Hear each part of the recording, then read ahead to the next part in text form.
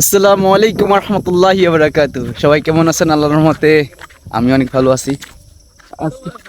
ঈদের জামাত ভাই 28 বাজে, 28 না, নামাজ ধরা লাগবো।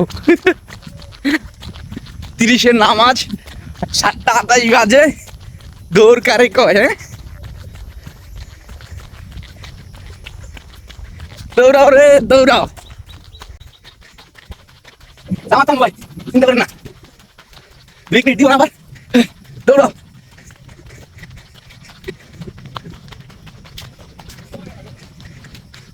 দৌড়ে যেতে পারি।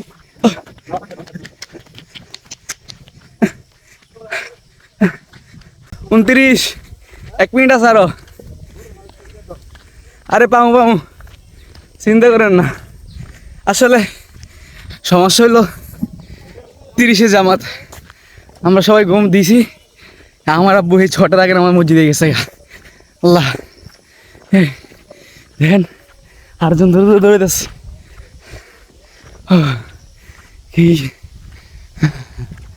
ও কষ্ট হয়ে গেছে এক দৌড় দিয়া।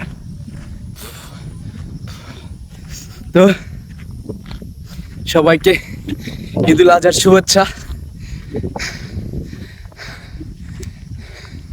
দাঁড়ান আগে রেস্ট করে নেই। ও কাঁঠাল দেখছেন কাছে কি পরিমাণ? হ্যাঁ,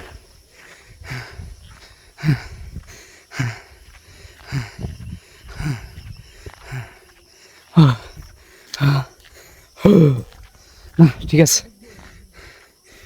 সবাইকে ঈদুল আজহার শুভেচ্ছা। তো আশা করি সবাই ভালো আছেন। আল্লাহর রহমতে আমার অবস্থা দেখতেছেন, অবশ্যই ভালো আছি। ঈদের নামাজে যাচ্ছি, অনেকটা হাঁপায়ে গেছি।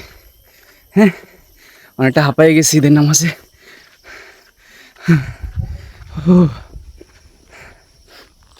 এই যে এটা হলো আমাদের সমাজের পারিবারিক কবরস্থান।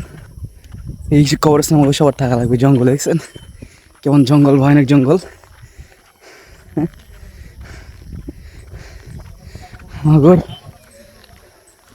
কুরবানির গরু মনে আনা হয়েছে, দেখা যাবো আপনাদেরকে ময়দানে। আমি এখন পর্যন্ত দেখিনি আমাকে গরু। গরু মালিকের বাড়ি ছিল। হ্যাঁ,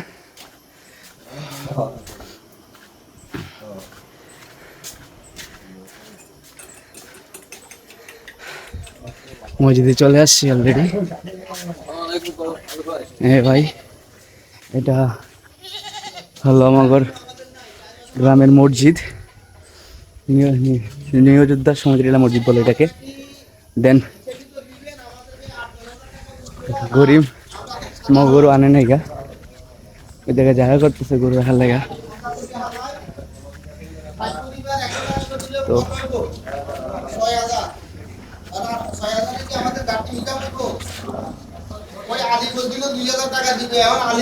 আল্লাহ মাফতা আলিয়া বাবা রহমতিকা। তো সবাই ভালো থাকবেন, সুস্থ থাকবেন।